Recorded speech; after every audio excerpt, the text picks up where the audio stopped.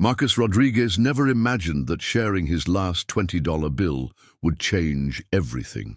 Standing in the fluorescent-lit convenience store at 11:47 p.m., exhausted from his double shift at the warehouse, he watched two barefoot children counting pennies for a packet of crackers. What happened next would set in motion a chain of events that nobody, not even Marcus himself, could have predicted. Before we jump back in, tell us where you're tuning in from, and if this story touches you, make sure you're subscribed, because tomorrow I've saved something extra special for you. The alarm clock's shrill cry pierced through Marcus's shallow sleep at 4:30 a.m. His calloused hand slammed down on the snooze button, but there was no going back to sleep. 8-year-old Sophia was already stirring in the bed they shared in their cramped studio apartment on Maple Street. The morning routine had become second nature: cereal with water instead of milk, a quick kiss on Sophia's forehead, and a promise that Daddy would be home before bedtime. Marcus had been working double shifts at Patterson Industrial Warehouse for 3 months straight. The pay was decent enough to keep their small apartment and put food on the table, but barely. After his wife Carmen died in a car accident 2 years ago, Marcus discovered that grief was expensive. Medical bills, funeral costs, and the sudden transition from 2 incomes to 1 had drained their savings faster than he thought possible. The warehouse job started at 6 a.m. sharp. Marcus would load trucks, sort inventory, and move heavy boxes until 2 p.m. Then he'd race across town to his second job cleaning office buildings downtown until 10 p.m. By the time he got home, Sophia would be asleep on the couch, having done her homework alone and heated up whatever simple dinner he'd left for her in the morning. Mrs. Henderson from apartment 3B had been watching Sophia after school for a small fee. She was a kind woman in her 70s who understood what it meant to struggle. Her husband had passed away 5 years earlier, and she lived on a fixed income that barely covered her medications. When Marcus couldn't pay her the full amount, some weeks she never complained. Instead, she'd make extra portions of her famous chicken soup and send some home with Sophia. On this particular Tuesday evening, Marcus finished his cleaning shift at Meridian Financial Services. The building was a gleaming 40-story tower in the heart of downtown, where people in expensive suits made more money in a month than Marcus saw in a year. As he emptied trash cans and vacuumed carpets, he sometimes wondered what it would feel like to work in an office like this during the day, to have a job where you didn't go home with aching muscles and dirt under your fingernails. The last bus home didn't run past 10:15 p.m., so Marcus often found himself walking the 12 blocks back to his neighborhood. It gave him time to think, to decompress from the day, and sometimes to stop by Miller's Corner Store for whatever groceries they could afford. Tonight was one of those nights. Sophia had texted him earlier. Mrs. Henderson had taught her how to use the old smartphone Marcus had given her, saying they were out of bread and peanut butter. Marcus checked his wallet, a $20 bill, 3 singles, and some loose change. It would have to do until his next paycheck in 3 days. Miller's Corner Store sat on the intersection of 5th and Broadway, a neighborhood landmark that had been serving the community for over 30 years. Old Mr. Miller had sold it to a younger couple, the Patels, about 5 years ago, but everyone still called it Miller's. The fluorescent lights flickered slightly, casting an uneven glow over the narrow aisles packed with overpriced but essential items. Marcus grabbed a loaf of bread, a jar of peanut butter, a carton of milk, and a small bag of apples. At the counter, Mrs. Patel rang up his items with her usual warm smile. The total came to $18.67. Marcus handed over his 20 and pocketed the change, making a mental calculation of what they'd eat for the rest of the week. As he turned to leave, he heard a small voice near the candy aisle. 2 children, a boy who looked about 10 and a girl who couldn't have been older than 7, were crouched down counting coins spread across the floor. The boy wore a torn jacket that was too big for him, and the girl's sneakers had holes in The toes. Their hair was unkempt, and both looked like they hadn't had a proper meal in days. "We need 47 more cents," the boy whispered to his sister, his voice carrying the weight of responsibility that no child should have to bear. The girl looked up at him with wide, hopeful eyes. "Maybe we can find some more pennies outside." Marcus paused at the door, his groceries heavy in his arms. He recognized something in the boy's expression, the same determination he saw in his own mirror every morning, the fierce protectiveness of someone trying to take care of family when the world seemed stacked against them. "Excuse me," Marcus said, approaching the children carefully. They looked up at him with a mixture of hope and wariness that broke his heart. "What are you trying to buy?" The boy stood up, instinctively moving slightly in front of his sister. "Just some crackers, sir. We have most of the money." Marcus glanced at the package they'd been reaching for, a small sleeve of saltine crackers that cost $1.89. The children had managed to collect $1.42 in coins, mostly pennies and nickels. He could see they'd been at this for a while. Some of the coins were dirty, likely found rather than earned. "Are you two here by yourselves?" Marcus asked gently. The boy nodded. "Our mom is working and she won't be back until real late. She left us some money for food, but—" He trailed off, not wanting to admit that the money had run out days ago. Marcus felt a familiar tightness in his chest.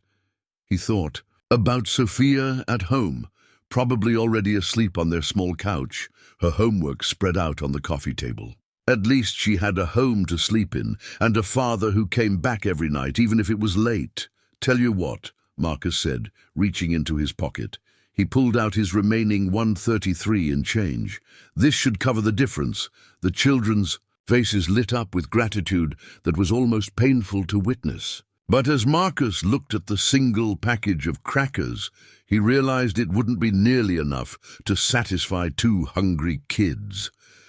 "Actually, wait a minute," he said, his mind made up before he could second-guess himself. He walked back to the shelves and began gathering items. A larger box of crackers, some peanut butter, a loaf of bread, bananas, a small container of yogurt, and 2 bottles of water. The children followed him with wide eyes, not daring to believe what was happening. At the counter, Mrs. Patel looked concerned as she rang up the additional items. The total came to $16.85. Marcus pulled out his $20 bill.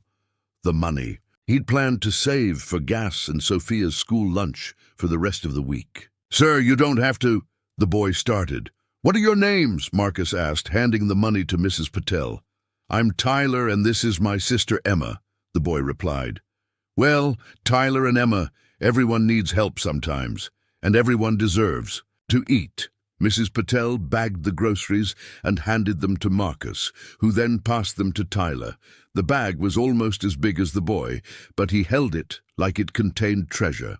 "Thank you, mister," Emma said, her voice barely above a whisper. "You're welcome, sweetheart." Marcus knelt down to their level. "Where are you two staying? Do you have somewhere safe to sleep tonight?" Tyler hesitated, clearly debating how much to reveal. "We're staying at the shelter on Cedar Street. Mom works cleaning offices at night, but they don't pay her much. And sometimes there's not enough left over for food after we pay for the room." Marcus knew the shelter. It was a small, underfunded facility that provided temporary housing for families in crisis. The rooms were basic, but they were clean and safe, which was more than many had. "Is your mom picking you up here?" Marcus asked. "No, sir, we walk. It's not too far." Marcus glanced at the clock on the wall, 11:52 p.m. The idea of these two children walking the streets alone at this hour made his stomach turn. "Come on, I'll give you a ride." The walk to his car was quiet, except for the sound of their footsteps on the pavement. Marcus's old Honda Civic wasn't much to look at, but it ran reliably.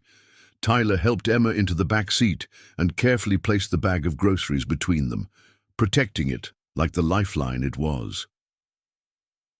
The drive to Cedar Street took less than 10 minutes, but it gave Marcus time to think. These children were living a reality he and Sophia had narrowly avoided.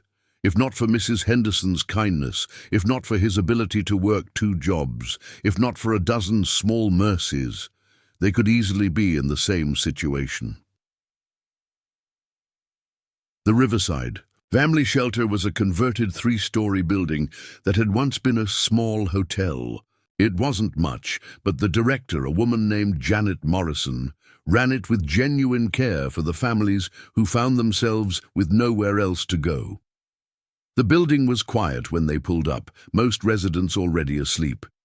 "This is us," Tyler said, unbuckling his seatbelt. Before they got out, Marcus reached into his wallet and pulled out his last $3 bills. "Tyler, take this too. And listen to me. You're doing a good job taking care of your sister. I can see that. But if you ever need help, really need help, you ask for it, okay? There are good people in this world." Tyler took the money with trembling hands. For the first time since Marcus had met him, the boy's composure cracked and tears started flowing down his cheeks. "Why are you helping us? You don't even know us." Marcus thought about his answer for a moment. "Because someone helped me once, when I needed it, and because your sister reminds me of my daughter."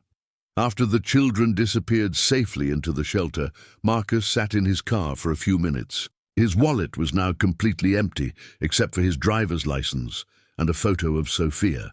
He had no money for gas, no money for Sophia's lunch, and no money for anything unexpected that might come up before his next paycheck. But as he drove home, through the empty streets, Marcus felt something he hadn't experienced in a long time, a sense of purpose beyond just surviving. For the first time in months, he'd been able to make someone else's day better instead of just getting through his own. Preparing and narrating this story took us a lot of time, so if you are enjoying it, subscribe to our channel. It means a lot to us. Now, back to the story. When he got home, Sophia was indeed asleep on the couch, her math homework completed, and placed neatly on the coffee table. Marcus covered her with their old quilt and kissed her forehead gently. Tomorrow would bring its own challenges, but tonight 2 children were sleeping with full stomachs because he'd made a choice to care about something beyond his own struggles.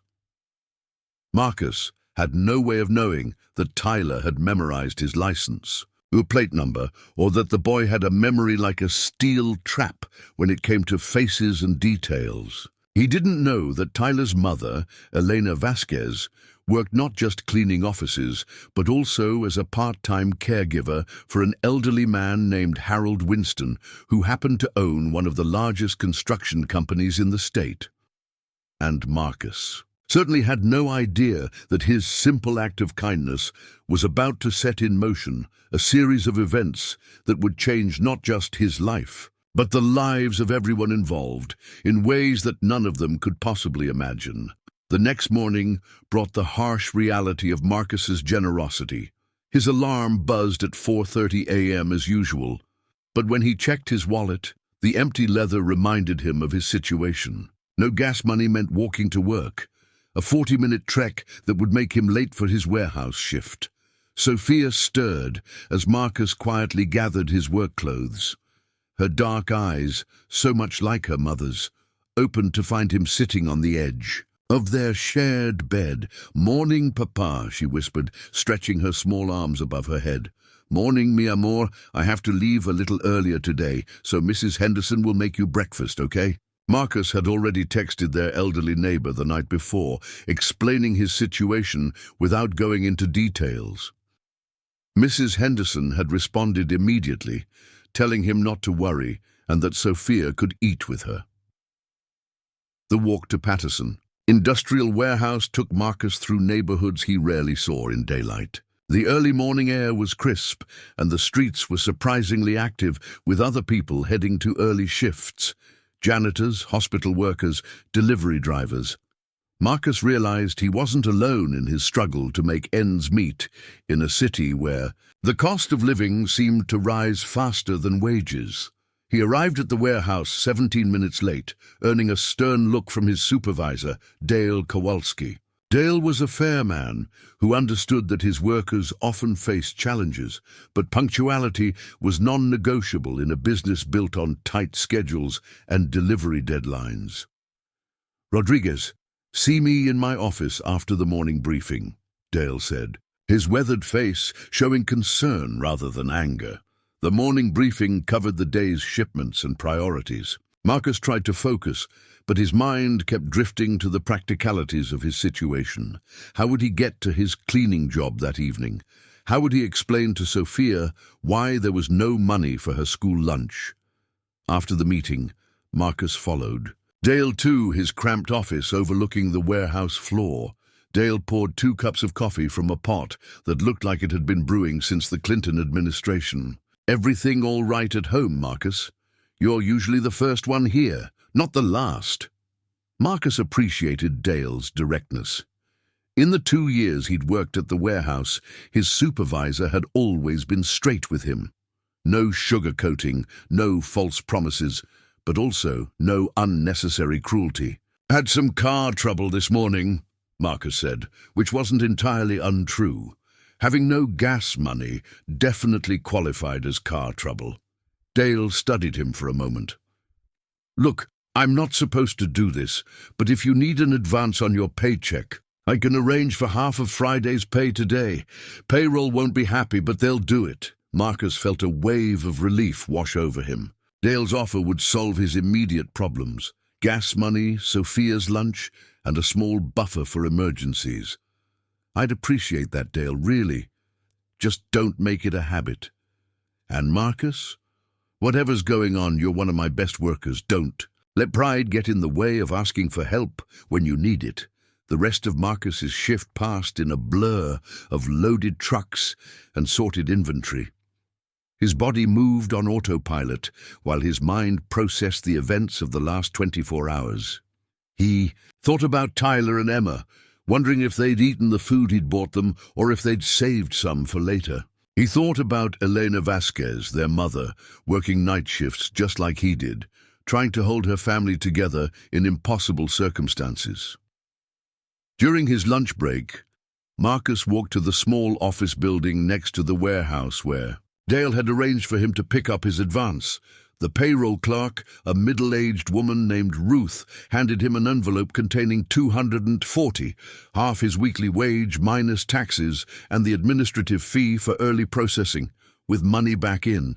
His wallet, Marcus felt like he could breathe again. He drove to Sophia's school during her lunch period and delivered the $350 she needed for her meal, along with an extra $5 for the rest of the week. Sophia hugged him tightly through the chain-link fence that separated the school cafeteria from the parking lot. "Papa, why do you look so tired?" she asked, her perceptive 8-year-old eyes studying his face. "Just working hard, Mija. But I'm okay. Are you doing okay? Learning lots? Mrs. Patterson is teaching us about fractions today. She says they're everywhere in cooking and building things, even in music." Marcus smiled. Sophia had always been naturally curious about how things worked. Her teachers consistently praised her intelligence and eagerness to learn, qualities that reminded Marcus daily of the potential that lived within her, potential that deserved every opportunity he could provide.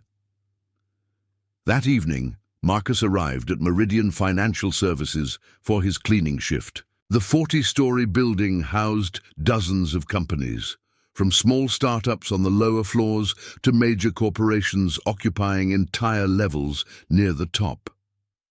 Marcus's route took him through offices where decisions affecting thousands of people were made daily, where the monthly budget for coffee probably exceeded his annual salary.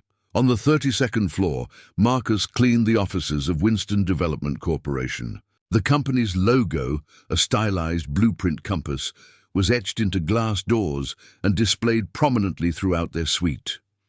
Marcus had always been curious about construction and architecture, pausing occasionally to look at the building, plans and project photos that decorated office walls. Tonight, however, the offices seemed unusually active for 9 p.m. Through the glass conference room, Marcus could see an elderly man in an expensive suit speaking animatedly with several younger executives. Blueprints and financial documents covered the large table, and the discussion appeared intense. Marcus continued his work, emptying trash cans and wiping down surfaces when he heard raised voices from the conference room. While he couldn't make out specific words, the tone suggested frustration or disagreement. One of the younger executives stormed out, nearly colliding with Marcus in the hallway. "Sorry," the man muttered, loosening his tie as he headed toward the elevators. Through the open conference room door, Marcus caught a glimpse of the elderly man massaging his temples. The man looked up and made eye contact with Marcus through the glass. Instead of the dismissive glance Marcus expected from most executives, the man's expression seemed curious, almost questioning. Marcus returned to his work, but he couldn't shake the feeling that the man in the conference room had been studying him with unusual interest. It was probably nothing. Executives often worked late and dealt with stressful situations. Marcus was just someone who cleaned their offices, invisible and unimportant to their high-stakes world. What Marcus didn't know was that the elderly man was Harold Winston, founder and CEO of Winston Development Corporation.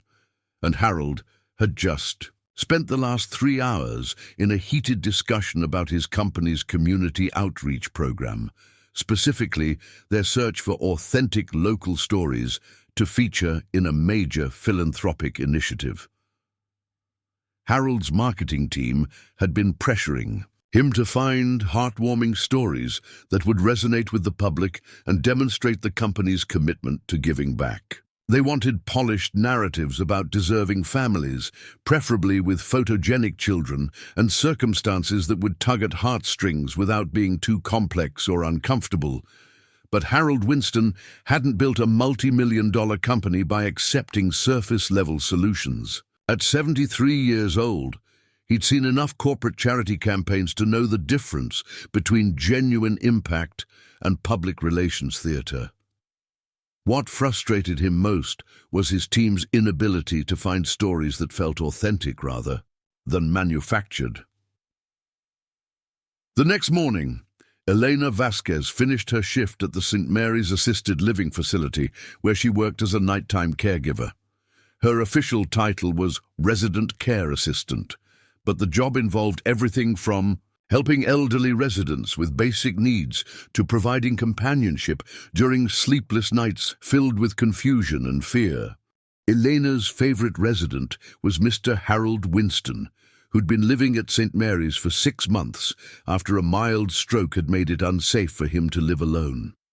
Unlike many families who visited their elderly relatives out of obligation, Harold's daughter Sarah visited him daily, often bringing his grandchildren to play chess with their grandfather. Harold's mind remained sharp despite his physical limitations. He often shared stories about his construction business, his late wife Margaret, and his concerns about leaving a meaningful legacy. Elena had grown fond of their late-night conversations when Harold couldn't sleep and she wasn't busy with other residents. "Elena," Harold said as she entered his room during her rounds, "I've been thinking about our conversation yesterday, about your children." Elena paused in organizing his medications. She'd mentioned Tyler and Emma in passing, describing their resilience and Tyler's protective nature toward his younger sister. Harold had listened with the intense focus he brought to all conversations, asking thoughtful questions about their situation and dreams. "What about them, Mr. Winston? You said Tyler wants to be an architect someday, that he's always drawing buildings and asking questions about how things are constructed." Eleanor smiled. Despite their circumstances, Tyler had maintained his fascination with buildings and design. He carried a small notebook where he sketched ideas for houses, schools, and playgrounds. His drawings showed surprising sophistication for a 10-year-old, with attention to details like structural support and spatial relationships. He does. Even at the shelter, he studies the building, how the rooms connect, where the pipes run, why certain walls are thicker than others. The shelter director, Janet, says she's never seen a child so interested in architecture. Harold nodded thoughtfully. I'd like to meet your son, if you're comfortable with that.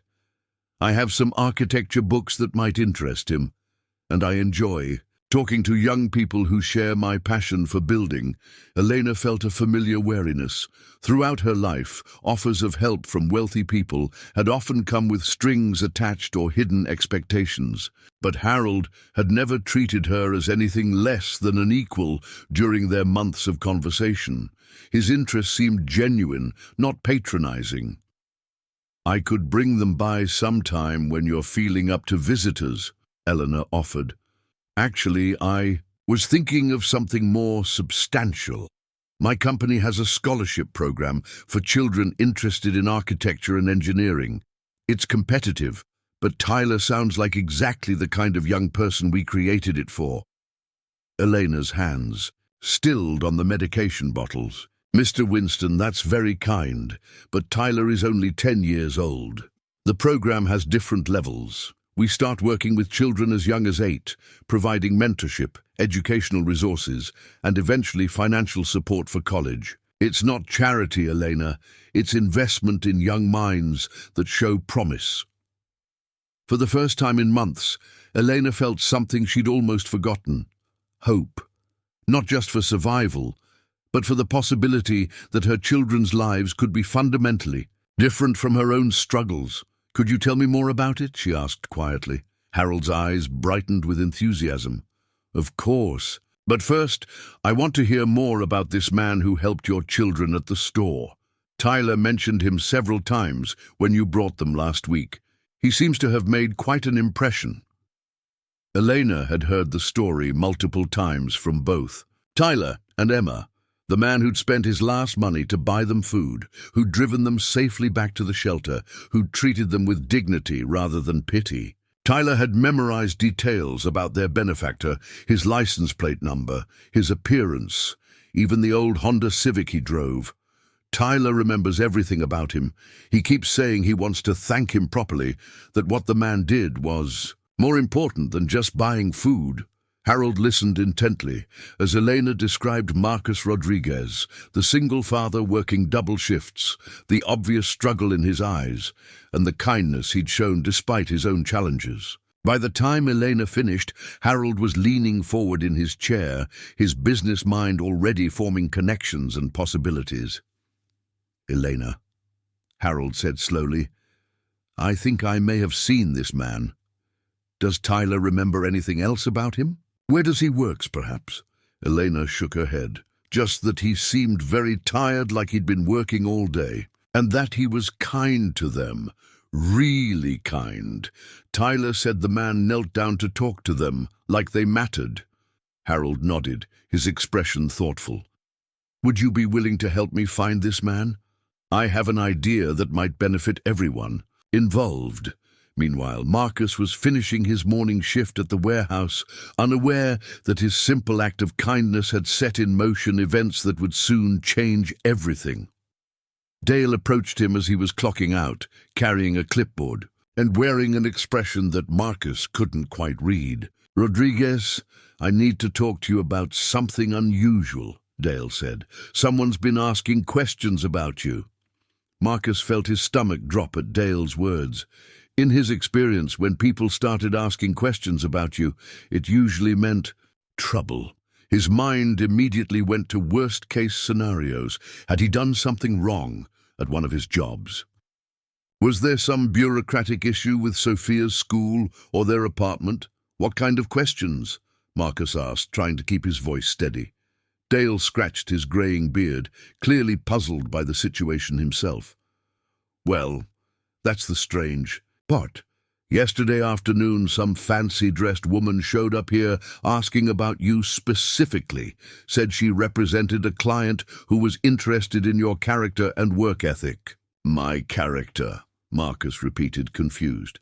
Dale, I clean offices and load trucks. What's there to investigate? That's exactly what I told her. But she was persistent.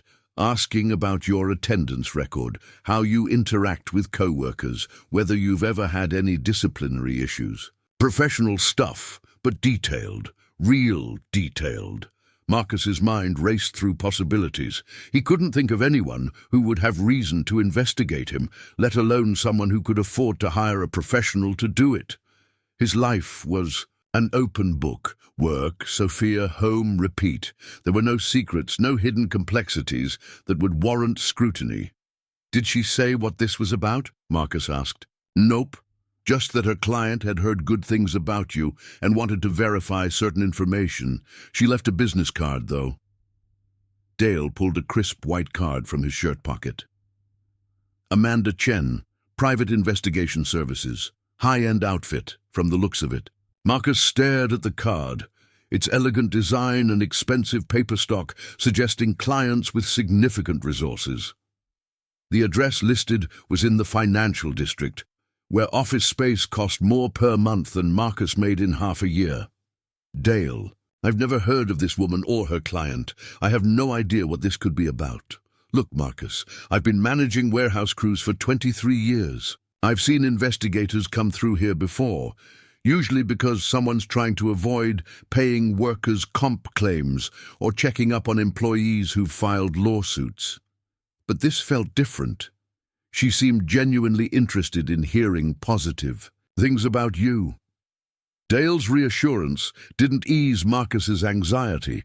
In his experience, unexpected attention from wealthy strangers rarely led to good outcomes for people like him.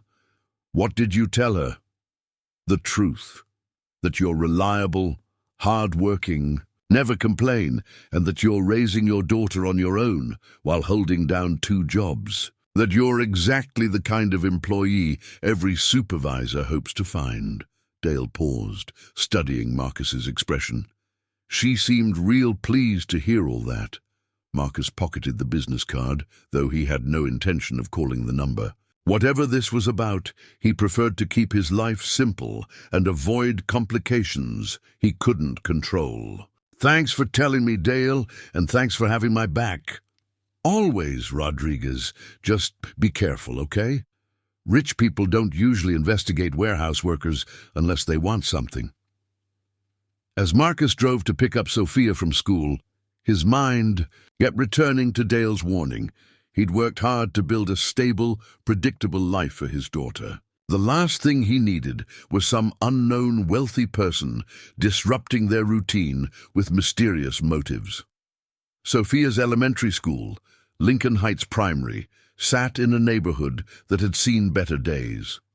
The building was old but well-maintained, thanks to a dedicated principal and teachers who genuinely cared about their students.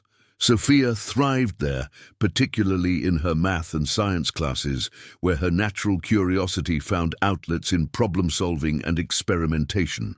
Marcus waited in the parent pickup line, watching children stream out of the building with the boundless energy that only 8-year-olds possessed. When Sophia appeared, her backpack bouncing against her small frame, her face lit up with the smile that made every sacrifice worthwhile. "Papa, guess what happened today?" she exclaimed, climbing into the passenger seat. "What happened, mi amor?" Mrs. Patterson showed us how fractions work in real life. She brought in pizza slices made of felt, and we had to figure out how to divide them equally between different numbers of people. I got all the problems right. Marcus smiled, remembering his own struggles with math at Sophia's age. Her natural aptitude for numbers and logical thinking reminded him of Carmen, who had been studying accounting before Sophia was born. Sometimes Marcus wondered what kind of opportunities Sophia might have if circumstances were different, if he could afford tutoring or specialized programs that nurtured gifted children. "That's wonderful, Misha. You're getting so smart." Mrs. Patterson says there are special math programs for kids who like numbers. She gave me this. Sophia pulled a crumpled flyer from her backpack. It's for something called Math Enrichment Academy, but it costs money. Marcus glanced at the flyer while stopped at a red light. The program looked impressive. advanced mathematics instruction for gifted children taught by professors from the local university. The cost was $200 per month, more than Marcus spent on groceries. "We'll see, Sophia. These things are expensive." Sophia nodded with the resigned understanding that Marcus hated to see in his young daughter. She'd learned not to ask for things that cost money, accepting limitations that no 8-year-old should have to consider. That evening, Marcus arrived at Meridian Financial Services for his cleaning shift, with Amanda Chen's business card weighing heavily in his pocket. He tried to focus on his work, but his mind kept wandering to the conversation with Dale. Who would spend money to investigate a warehouse worker and office cleaner? What possible interest could someone have in his character and work ethic? On the 32nd floor, the Winston Development Corporation offices were busier than usual. Through the glass conference room, Marcus could see Harold Winston in an animated discussion with a younger woman who bore a strong resemblance to him. Family meeting, Marcus assumed, as he began his cleaning routine. What Marcus didn't realize was that Harold had spent the afternoon piecing together information about the mysterious Good Samaritan who had helped Elena's children. Tyler's detailed description, a Hispanic man driving an older Honda Civic, someone who looked tired from working long hours, had led Harold to consider the building's night cleaning crew as a possible lead. Harold's daughter Sarah was skeptical of her father's plan to track down this stranger. As the vice president of Winston Development Corporation's Community Outreach Division, she understood the importance of their scholarship and mentorship programs, but she worried about her father's tendency to make impulsive decisions based on emotional connections rather than careful vetting. "Dad, we have established procedures for identifying scholarship candidates," Sarah argued. "We can't just hunt down random people based on second-hand stories from a 10-year-old boy." Harold's eyes flashed with the stubborn determination that had built his business empire. "That 10-year-old boy has better judgment than most adults I know. And Elena's description of this man suggests exactly the kind of character we should be supporting, but we don't even know if this person exists, let alone whether he's suitable for our programs. You're talking about approaching a complete stranger based on circumstantial evidence." Harold stood up from the conference table, his cane supporting his weight as he moved to the floor-to-ceiling windows overlooking the city. 32 floors below, thousands of people were struggling to make ends meet, working multiple jobs, sacrificing their own needs for their families. Most of them would never appear on any corporation's radar, never be considered for the kind of opportunities that could change their lives. "Sarah, when I started this company 50 years ago, I was one of those invisible people, working construction during the day, taking accounting classes at night, sleeping 4 hours and doing it all over again. Nobody investigated my character or verified my work ethic. They just gave me a chance when I asked for one." Sarah softened at her father's words. She'd heard these stories throughout her childhood, but Harold's recent stroke had made him more reflective about legacy and the responsibility that came with success. "I understand, Dad, but hiring private investigators to track down Good Samaritans seems excessive. If this man is as genuine as Elena believes, wouldn't it be better to let him come to us naturally?" "And how exactly would that happen? Men like this don't apply for opportunities they don't know exist. They're too busy surviving to think about thriving." Outside the conference room, Marcus emptied wastebaskets and wiped down surfaces, unaware that he was the subject of their intense discussion. He paused to straighten some blueprints that had been scattered across a desk, noting the elegant design of what appeared to be a mixed-use development project, combining affordable housing with retail space. Harold noticed Marcus through the glass wall, studying the young man's careful attention to the architectural drawings. Something about Marcus's posture suggested genuine interest rather than casual curiosity. "Sarah, look at him," Harold said quietly. Sarah followed her father's gaze. to where Marcus was examining the blueprints with obvious fascination. Even from a distance, they could see his absorption in the technical details, the way he traced structural elements with his finger as if understanding their purpose. "He's interested in the building plans," Sarah observed. "More than interested. Look at how he's studying the foundation details, the load-bearing specifications. That's not casual interest. That's someone who understands construction." Marcus suddenly became aware that he was being observed. He quickly stepped away from the desk, embarrassed to have been caught lingering over documents that weren't his. Concern. Through the glass, he made brief eye contact with Harold Winston before returning to his cleaning cart. Harold made a decision that would change everything. "Sarah, I want you to go talk to him." "Dad, we can't just interrogate the cleaning." Stuff. "Not interrogate, converse. See if he's the man Elena described. If Tyler's instincts were right, we'll know within 5 minutes of conversation." Sarah Winston had inherited her father's business acumen, but possessed a more cautious approach to interpersonal relationships. However, she also trusted Harold's ability to read people, a skill that had served him well in decades of business negotiations. She left the conference room and approached Marcus, who was organizing supplies on his cleaning cart. "Excuse me," Sarah said, her tone professional but friendly. "I noticed you looking at our project blueprints. Are you interested in construction?" Marcus felt his face flush with embarrassment. "I'm sorry, ma'am. I shouldn't have been looking at your documents. I was just cleaning the desk and no need to apologize. I'm curious about your interest. Do you have experience in construction?" Marcus hesitated, unsure how much personal information to share with this well-dressed executive. "Some. I worked construction for a few years before my current jobs. I've always been interested in how buildings come together. What kind of construction work?" "Mostly residential framing, some commercial foundation work. Nothing as complex as what you have there." Marcus gestured toward the blueprints. "Those look like mixed-use developments. The structural requirements must be challenging." Sarah was impressed by his immediate recognition of the project type and his understanding of the engineering challenges involved. This wasn't someone making polite conversation. He had genuine knowledge. "They are challenging. We're trying to create affordable housing that doesn't look or feel cheap, quality construction that families can be proud to call home." Marcus's expression brightened with interest. "That's exactly what this city needs. Most affordable housing projects cut corners on materials and design, so they look institutional instead of welcoming. But these plans—" He paused, realizing he was overstepping boundaries.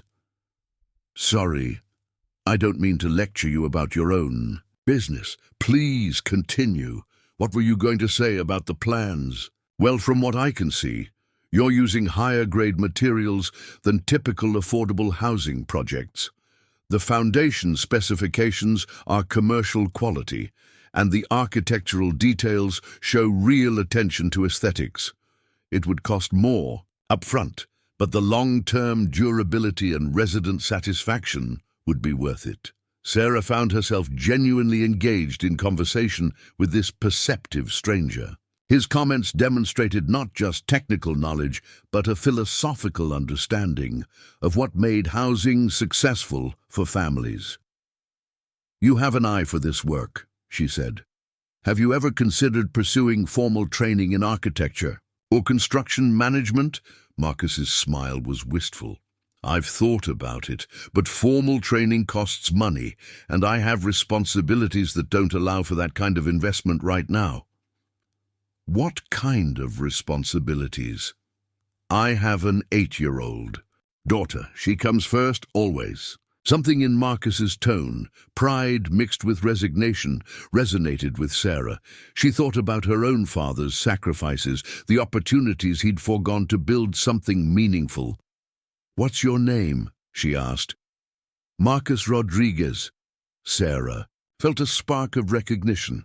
Elena had mentioned the man's Hispanic heritage, and Tyler had specifically remembered the name Marcus from their brief conversation. Marcus, this might sound strange, but do you remember helping two children at Miller's Corner store recently? A boy and girl who couldn't afford crackers. Marcus's expression shifted from confusion to wariness. How do you know about that? Because, Sarah said carefully, I think we've been looking for you. In the conference room, Harold Winston watched his daughter's animated conversation with the cleaning worker and smiled with satisfaction. Sometimes the best business decisions were made with instinct rather than spreadsheets, and his instincts told him that Marcus Rodriguez was exactly the kind of person Winston Development Corporation had been created to support. What none of them knew was that Elena Vasquez was at that very moment walking through the lobby of Meridian Financial Services, having been summoned by Harold for a meeting that would bring all the pieces of this unlikely story together. The elevator doors opened, and Elena stepped inside, carrying Tyler's notebook of architectural drawings and a hope that had been growing stronger with each passing day. The convergence that had started with a simple act of kindness at a convenience store was about to reach its pivotal moment 32 floors above the bustling city streets. Marcus's heart began racing as Sarah's words sank in. Looking for me? I don't understand. Before Sarah could respond, the elevator chimed softly at the end of the hallway. Elena Vasquez stepped onto the 32nd floor, carrying a worn messenger bag and looking nervous about being in such an upscale office building. She spotted Marcus immediately and froze. Marcus? Elena called out, her voice filled with disbelief. Marcus turned toward the familiar voice, equally shocked. Elena, what are you doing here? The two adults stared at each other across the polished hallway, while Sarah watched the unexpected reunion with growing understanding. This was no coincidence. This was the confirmation Harold had been hoping for. You two know each other? Sarah asked. Elena's children, Tyler and Emma, they're the ones I helped at the store, Marcus explained, still trying to process the impossibility of this encounter. Elena approached them, her initial nervousness replaced by curiosity. Marcus, I can't believe you're here. Tyler and Emma have been talking about you non-stop for days.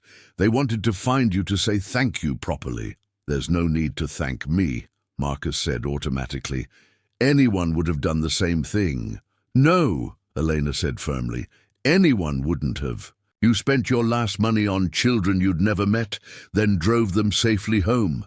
Tyler memorized your license plate because he said you were the kindest stranger he'd ever encountered. Sarah felt a warm satisfaction watching this exchange. Her father's instincts had been correct. This was clearly a man worth knowing. Elena, Marcus, Sarah interrupted gently. I think my father would very much like to meet both of you. Would you mind joining us in the conference room? Marcus hesitated. Ma'am, I'm supposed to be working. I don't want to get in trouble with my supervisor. You won't be in trouble, I promise. As they walked toward the conference room, Elena whispered, to Marcus, Mr. Winston, Sarah's father, he's been talking about finding you ever since I told him what you did for Tyler and Emma. He has some kind of proposition. What kind of proposition? I'm not entirely sure, but it involves opportunities for our children. Educational opportunities. Harold Winston rose from his chair as they entered the conference room, his weathered face breaking into a genuine smile. Despite his expensive suit and commanding presence, there was warmth in his eyes that immediately put Marcus at ease. Mr. Rodriguez, I presume? I'm Harold Winston. Please sit down. Marcus shook Harold's offered hand, noting the firm grip despite the older man's obvious frailty. Mr. Winston, I'm not sure why I'm here, but I hope I haven't done anything wrong. Harold chuckled.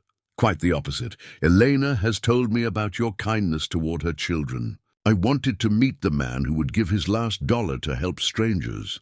It wasn't that big a deal, Marcus said uncomfortably. The kids were hungry.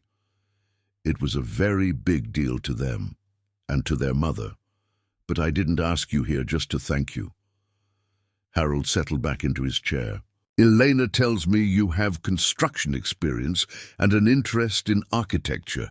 Marcus glanced at Elena, confused about how much she'd shared about his background. "Some experience, yes, sir. Nothing formal." "Tell me about it."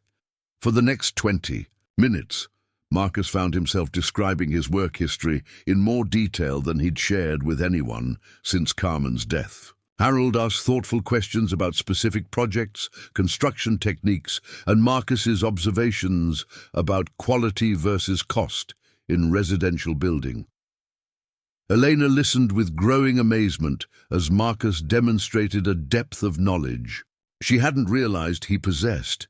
His comments about structural integrity, material selection, and project management revealed someone who understood construction from both technical and practical perspectives. "Marcus," Harold said finally, "what would you say if I told you I have a position available that would allow you to use these skills while earning significantly more than your current jobs?" Marcus felt a familiar wariness.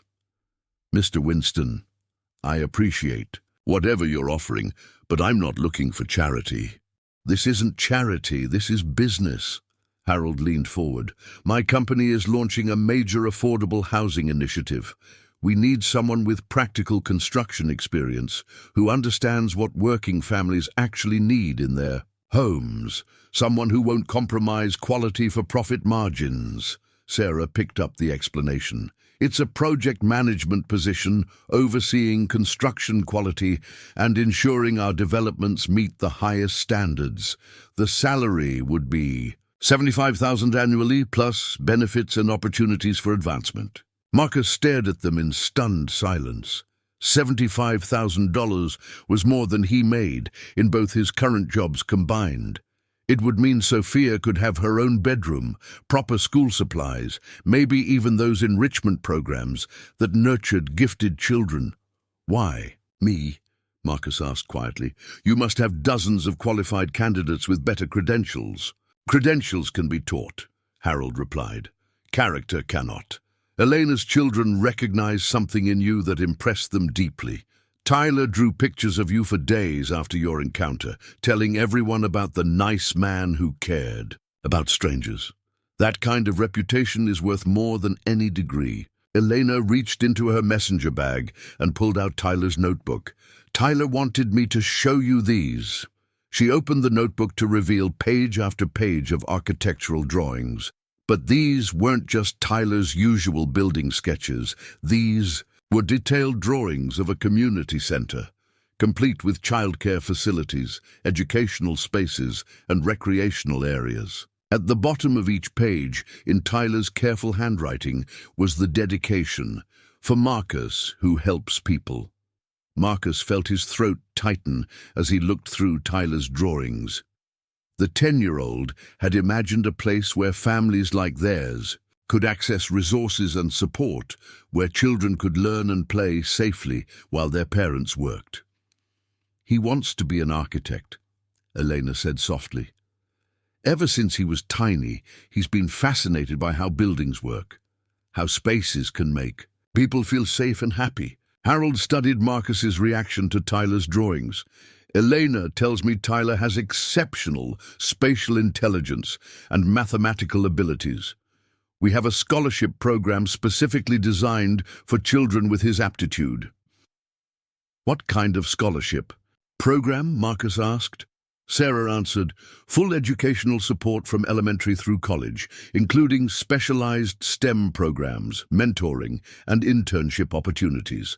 We've been running it for 15 years, and our graduates have gone on to become engineers, architects, and business leaders." Marcus looked at Elena, seeing his own amazement reflected in her eyes.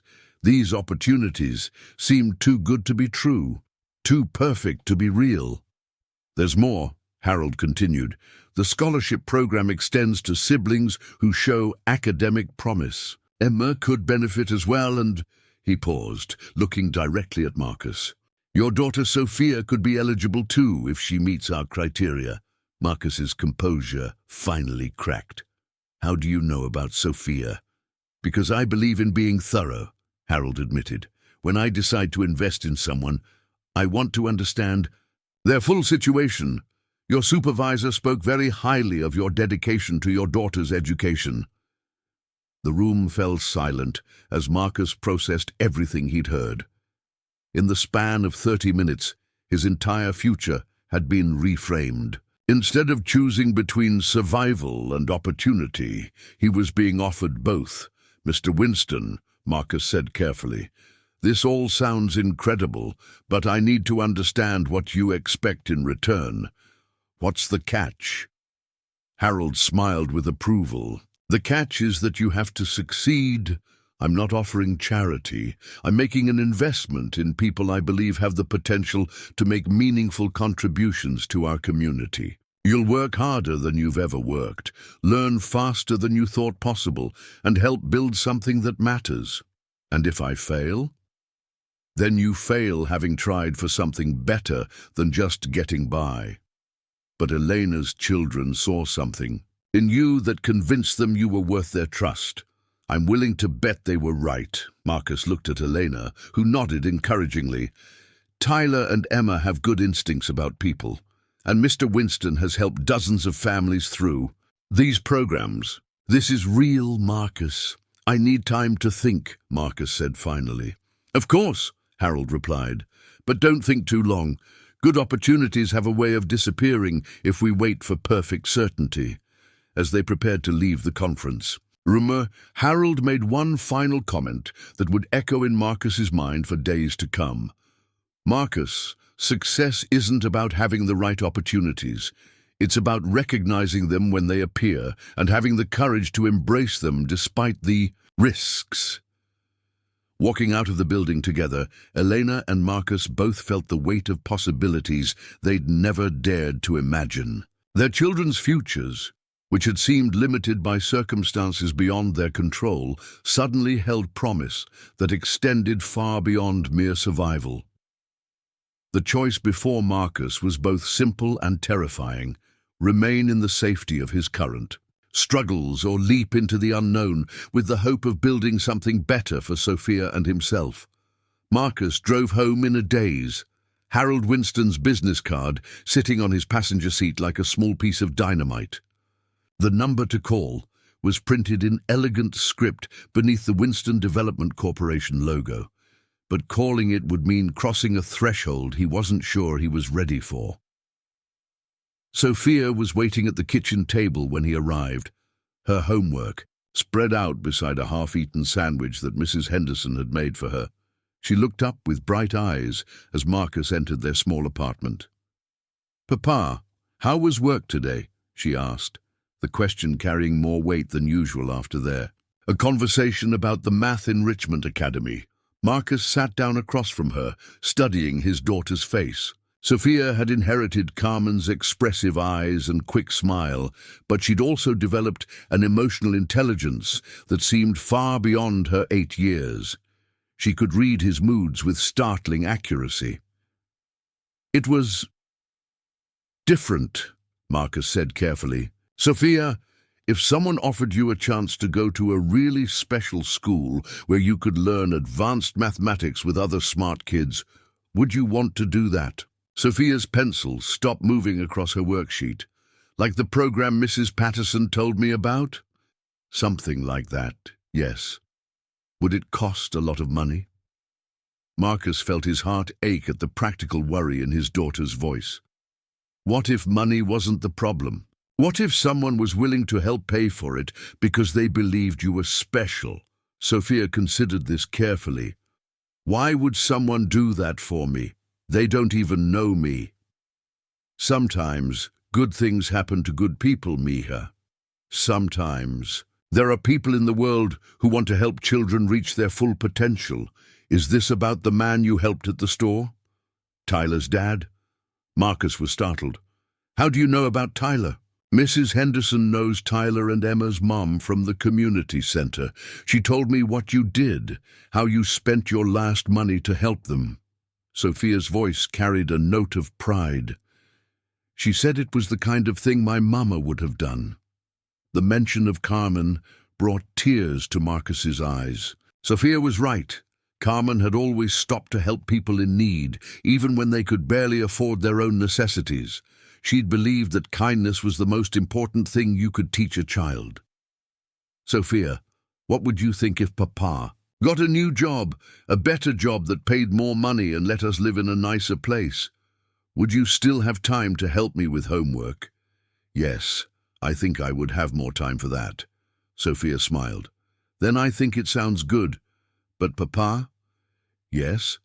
Don't take the job just for me. Take it because it makes you happy too. Marcus marveled at his daughter's wisdom. At 8 years old, she understood something that many adults never learned, that sustainable change had to benefit everyone involved. That night, after Sophia had fallen asleep, Marcus called Eleanor. They'd exchanged phone numbers before leaving Winston's office, both needing someone who understood the surreal nature of their situation. "Have you decided what you're going to do?" Eleanor asked. Without preamble. "I keep thinking there has to be a catch," Marcus admitted. "Things like this don't happen to people like us." "Maybe they do, and we just never believed we deserved them," Elena replied.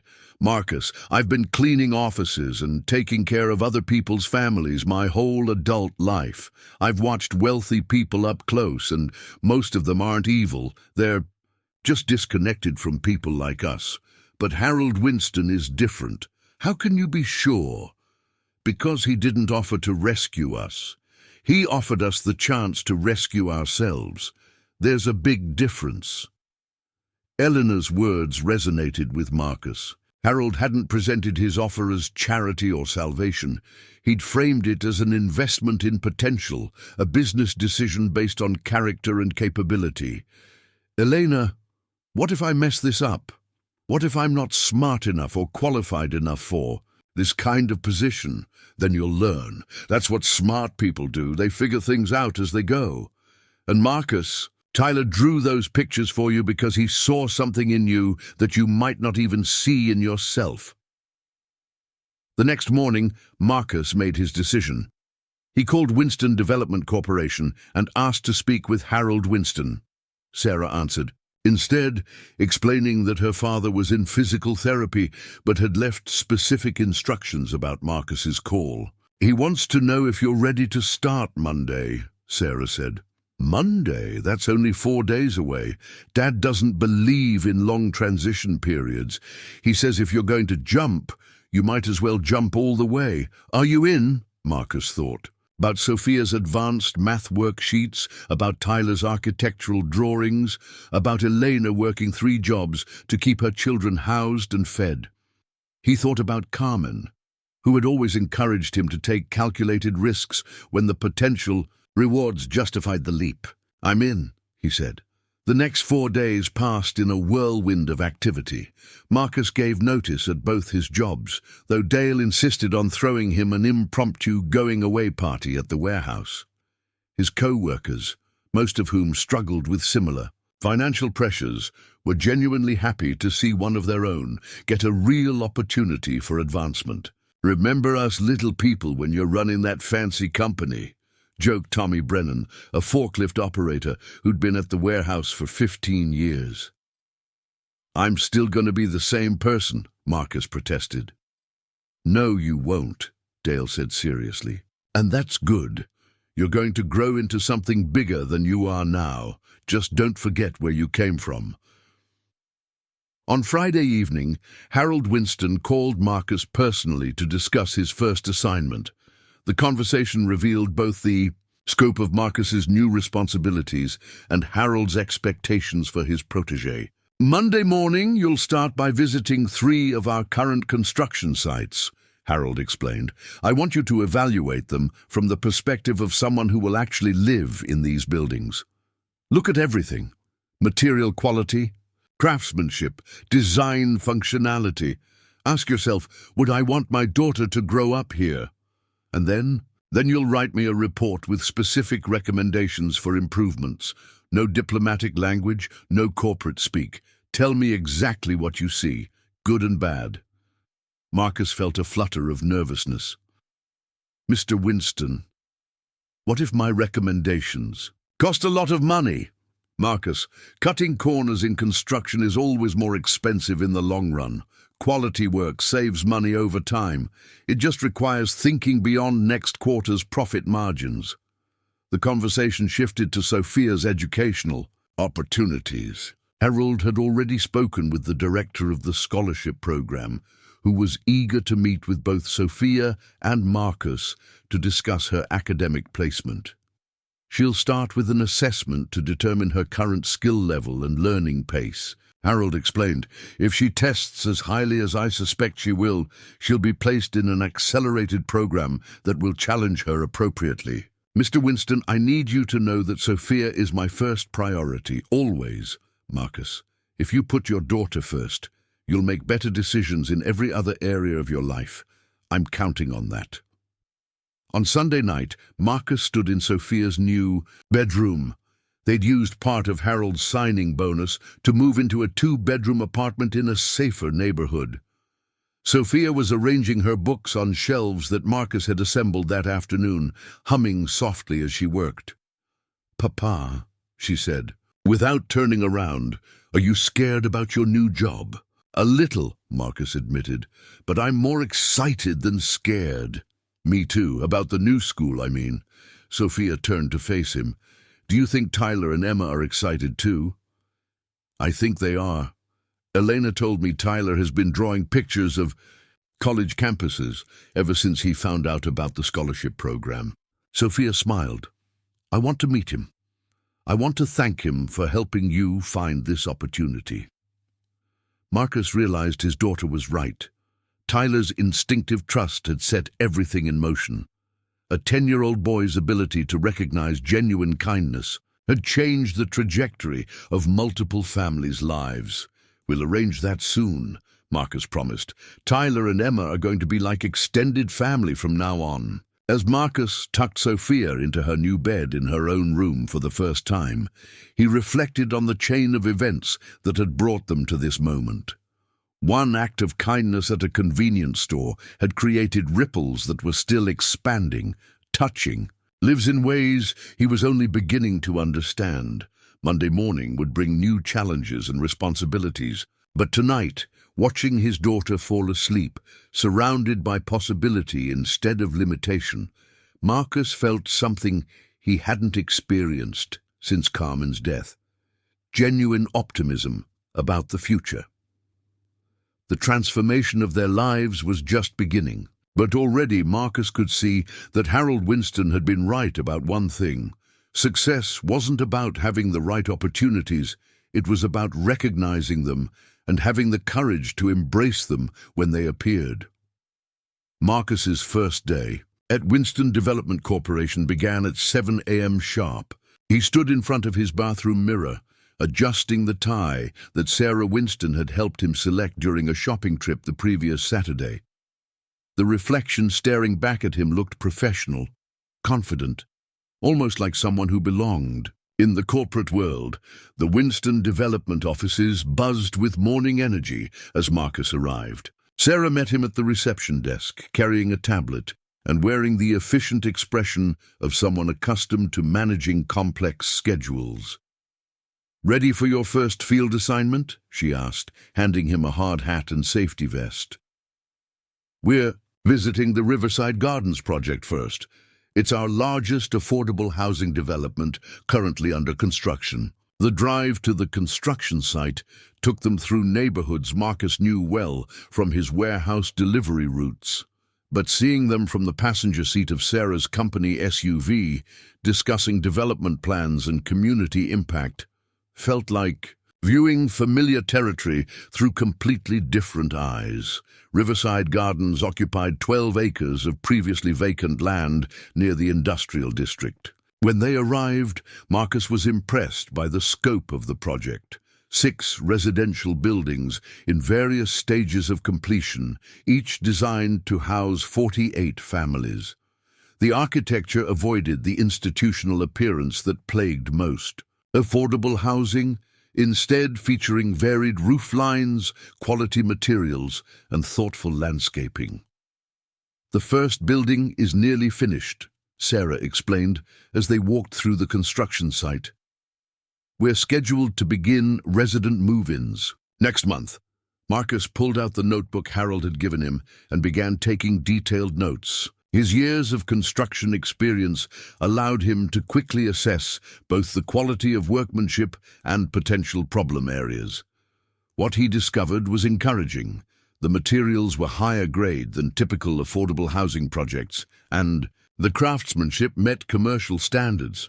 But Marcus also noticed issues that corporate executives might miss. The playground equipment, while safe and functional, was placed too close to the parking area. The laundry facilities were centrally located but lacked adequate ventilation. Most critically, the building entrance design created a bottleneck that would be problematic during school hours when parents were dropping off children. "Can I speak with the site foreman?" Marcus asked. Sarah introduced him to Jim Kowalski, a weathered man in his 50s who'd been managing construction crews for 25 years. Jim's initial wariness about the new corporate inspector melted when Marcus began asking practical questions about workflow, material sourcing, and worker safety protocols. "You actually know construction," Jim observed with approval. "Most of the suits who come through here ask about schedules and budgets, but don't understand how buildings actually get built." Marcus spent the next hour walking through the buildings with Jim, learning about specific challenges the crews had faced and innovative solutions they'd developed. The conversation revealed both the strengths and weaknesses of Winston Development's current approach to affordable housing. The second site visit was more problematic. The Maple Street Townhomes project, begun 6 months earlier, showed signs of cost-cutting that concerned Marcus immediately. The siding was a lower grade than specified in the original plans, and the interior fixtures were clearly budget substitutions that would require frequent replacement. "Who authorized these material changes?" Marcus asked the site supervisor. "Corporate told us to find savings wherever possible. We're still meeting code requirements." Marcus photographed the inferior materials and made detailed notes about their long-term cost implications. Meeting code requirements was the minimum standard. Families deserved better than the minimum. At the third site, Eastside Commons, Marcus discovered something that made him genuinely angry. The contractor was using substandard electrical work that, while technically passing inspection, created potential safety hazards. Outlets were poorly secured, junction boxes were inadequately grounded, and the main electrical panel was installed in a location that would be difficult for residents to access during emergencies. "This has to be fixed before any families move in," Marcus told Sarah firmly. "The contractor says it meets all safety codes. Meeting codes and being safe aren't always the same thing. I wouldn't let Sophia live in a building with electrical work like this." Sarah studied Marcus's expression, recognizing the same uncompromising stance on quality that her father had shown throughout his career. "What do you recommend?" "Complete electrical inspection by an independent contractor and remediation of any issues before occupancy. Yes, it will cost money and delay the opening, but the alternative is putting families at risk." That evening, Marcus compiled his findings into a comprehensive report for Harold. He didn't sugarcoat his concerns or soften his recommendations to avoid conflict. The Riverside Gardens project was excellent and should be the standard for all future developments. The Maple Street townhomes needed immediate material upgrades. The East Side Commons required complete electrical remediation before occupancy. The total cost of his recommendations would exceed $200,000, but Marcus calculated that the long-term savings in maintenance and the prevention of potential liability issues justified the investment. Harold called him at home that night after reviewing the report. "Marcus, you've identified problems that 3 other inspectors missed. More importantly, you've explained why these problems matter to the families who will live in these buildings." "I just tried to think about what I'd want for Sophia." "Exactly. That perspective is invaluable," Harold paused. "How do you feel about presenting your findings to our board of directors next week?" Marcus felt his stomach drop. "Mr. Winston, I've never presented to a board of directors." "Then it's time you learned. These are your recommendations, Marcus. You need to be the one defending them." The next few days were a crash course in corporate presentation skills. Sarah worked with Marcus on organizing his findings, creating visual aids, and anticipating questions from board members who might challenge his expensive recommendations. Meanwhile, Sophia was thriving in her new educational environment. The scholarship program's assessment had placed her 2 grade levels ahead in mathematics and 1 grade level ahead in science. Instead of feeling overwhelmed, Sophia approached the accelerated curriculum with enthusiasm that reminded Marcus daily of why all his efforts were worthwhile. "Papa, we're learning about structural engineering today," Sophia announced over breakfast Thursday morning. "Mrs. Chen says we're going to build bridges with different materials and test which ones can hold the most weight." Marcus smiled at the coincidence. "That sounds like something Tyler would enjoy too. When can I meet Tyler and Emma? I've been practicing Spanish so I can talk to them better." Marcus had been planning to arrange the meeting but hadn't found the right opportunity. "How about this weekend? Elena and I can take all of you to the Science Museum." Friday afternoon brought Marcus's first major test at Winston Development. The board meeting was scheduled for 2 p.m. in the company's executive conference room, an intimidating space with floor-to-ceiling windows and a polished table that could seat 20 people. The board members were exactly what Marcus expected: successful business people in expensive suits who spoke in corporate terminology and focused primarily on financial metrics. Harold introduced Marcus as their new quality assurance manager, emphasizing his practical construction experience and commitment to resident satisfaction. Marcus's presentation began nervously, but as he explained his findings and recommendations, his passion for quality construction overcame his anxiety. He showed photographs of the electrical problems at Eastside Commons, explained the long-term cost implications of inferior materials at Maple Street, and contrasted both projects with the excellent work at Riverside Gardens.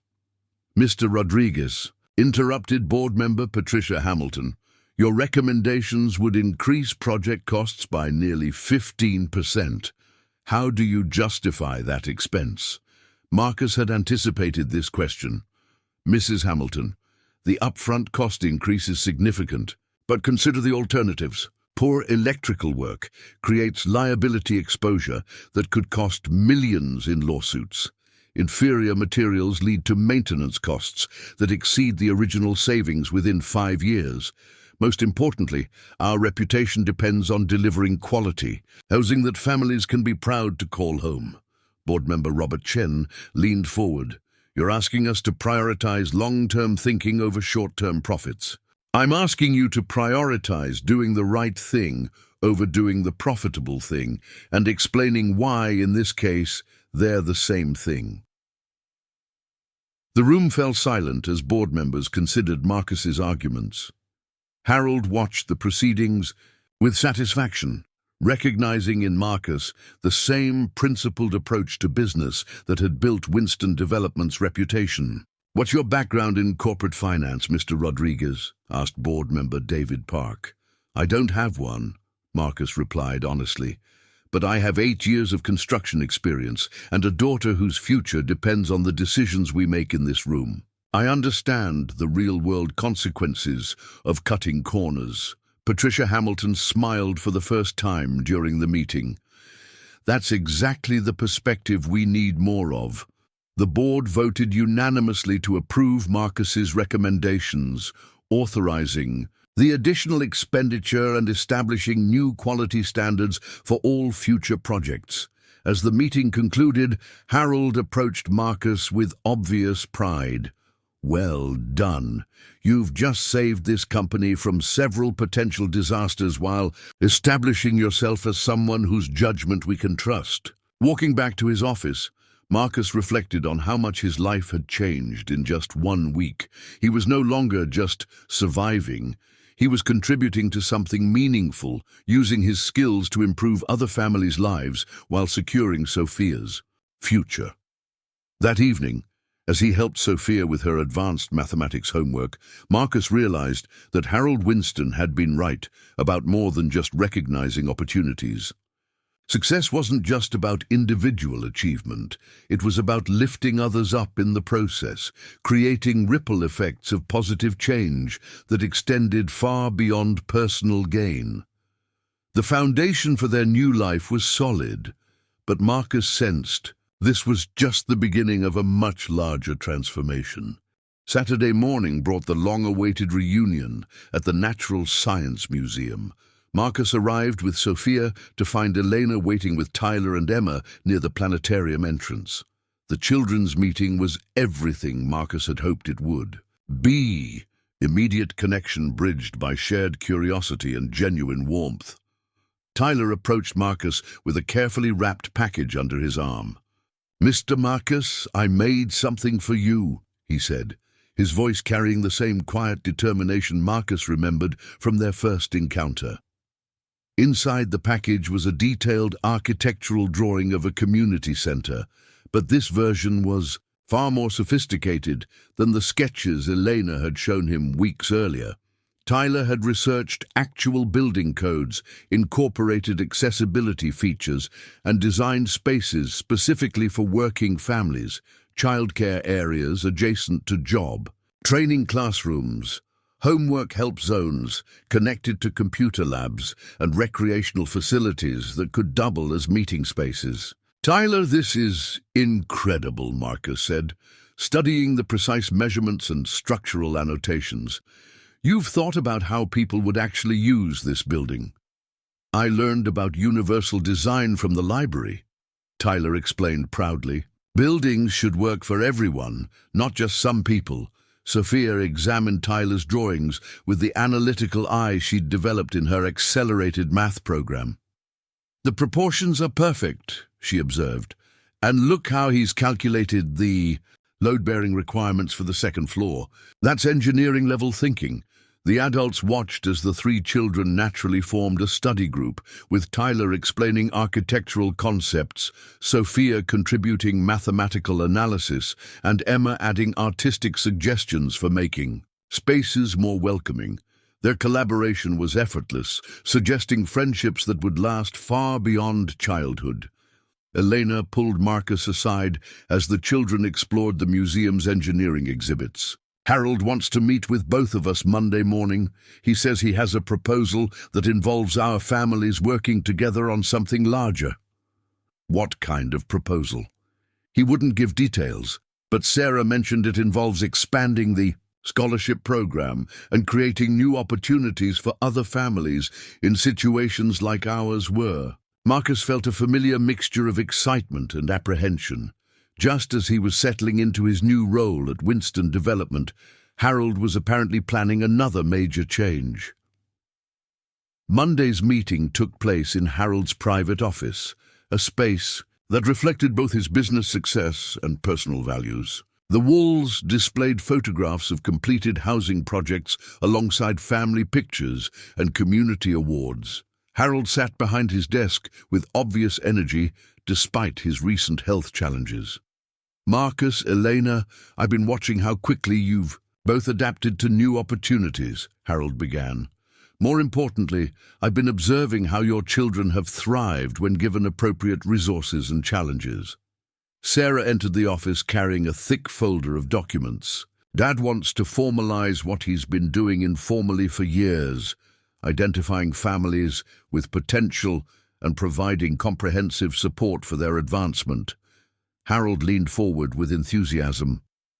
"I'm establishing the Winston Family Development Foundation, a non-profit organization dedicated to finding families like yours and providing multi-generational support. Education, housing, job training, mentorship, everything needed to break cycles of economic limitation."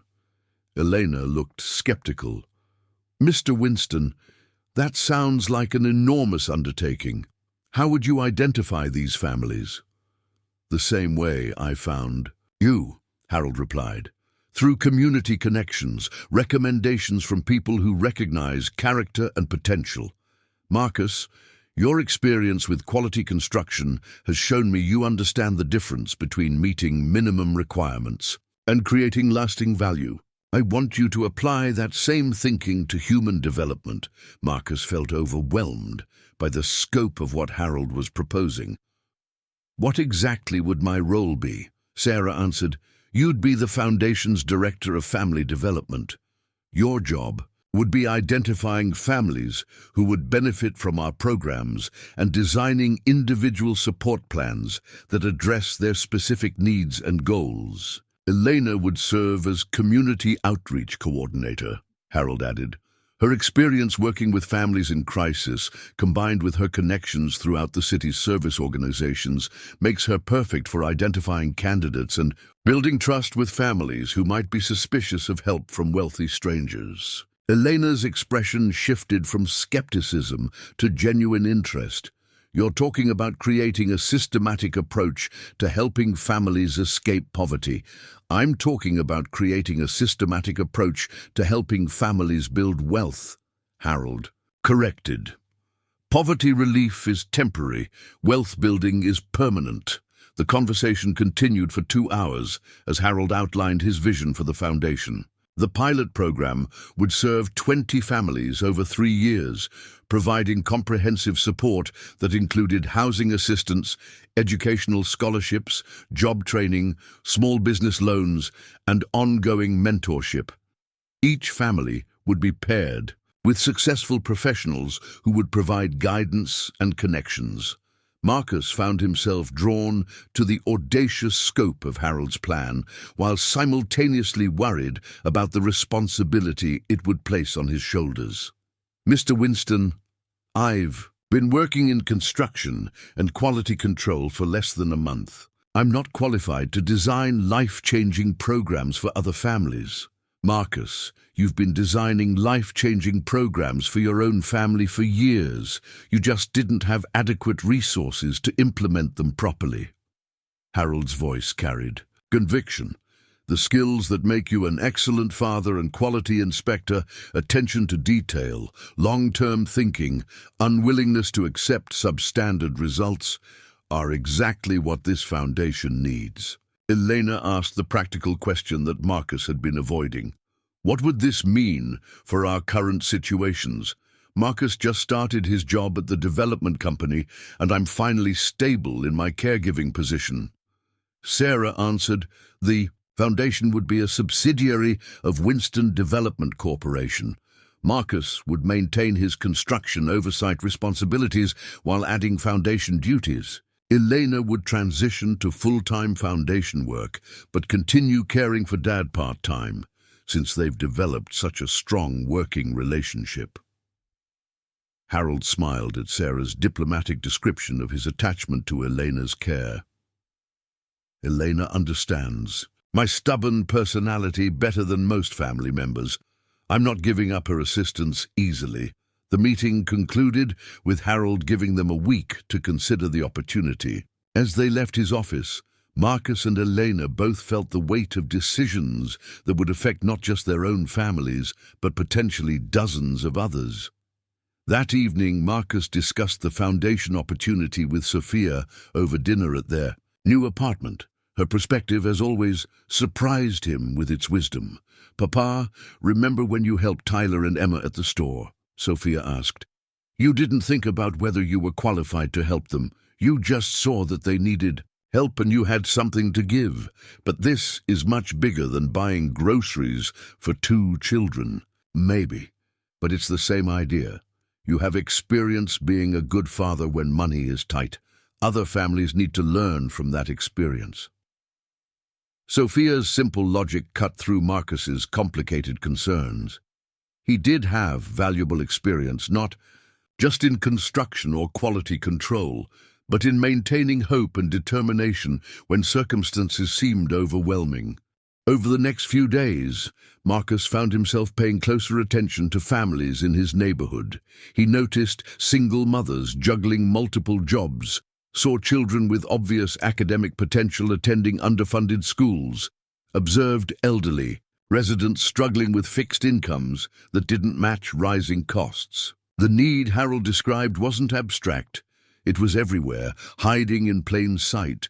Elena called Wednesday evening with her decision. "I've been thinking about all the families I've met through my caregiving work, all the intelligent children, whose potential gets wasted because their parents are too busy surviving to help them thrive. Marcus, this could be our chance to make a real difference. You're going to accept?" "I think I am. What about you?" Marcus looked around his new apartment, at Sophia's homework spread across their kitchen table, at the architectural books Harold had loaned him to support his professional development. 6 weeks ago, he'd been a warehouse worker and janitor whose biggest aspiration was keeping Sophia fed and housed. Now he was being asked to help design a program that could transform dozens of families' futures. "Eleanor, what if we're not smart enough for this? Then we'll get smarter." That's what happens when you're doing something that matters. Friday afternoon, Marcus walked into Harold's office with his answer. "Mr. Winston, I accept your offer, but I have one condition." Harold raised an eyebrow. "What condition?" "Tyler, Emma and Sophia become the Foundation's first scholarship recipients. I want them involved in designing programs for other children, contributing their perspectives on what actually helps kids succeed." Harold's smile was immediate and genuine. "Marcus, you just proved that you're exactly the right person for this job. When do you want to start?" As Marcus shook Harold's hand, he realized that his journey from struggling single father to foundation director represented more than personal advancement. It was proof that Harold's philosophy was correct. With the right support and opportunities, people could build lives that extended far beyond mere survival. The foundation would officially launch in 30 days. But Marcus's real work had already begun the moment he decided to help 2 hungry children at a convenience store. The Winston Family Development Foundation officially launched on a crisp October morning with a modest ceremony in the lobby of Winston Development Corporation. Local news stations covered the event, interviewing Harold about his vision for comprehensive family support and featuring brief segments with Marcus and Elena about their new roles. What the cameras didn't capture was the intensive preparation that had taken place during the previous month. Marcus had spent countless hours with Sarah and Harold, learning about non-profit management, family assessment protocols, and the delicate balance between providing support and maintaining dignity for program participants. Elena had connected with social workers, teachers, and community leaders throughout the city, identifying families who might benefit from foundation services. Her network, built through years of caring for children and elderly residents, proved invaluable for finding families who were struggling despite their best efforts.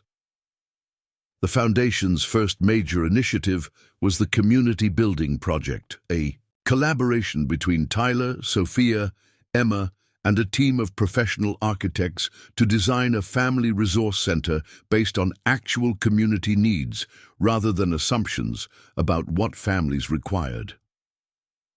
Tyler had emerged as the project's unofficial leader, his architectural drawings evolving into sophisticated blueprints that incorporated feedback from dozens of local families. Sophia contributed mathematical analysis of space utilization and cost efficiency, while Emma focused on creating welcoming environments that would make families feel comfortable seeking help.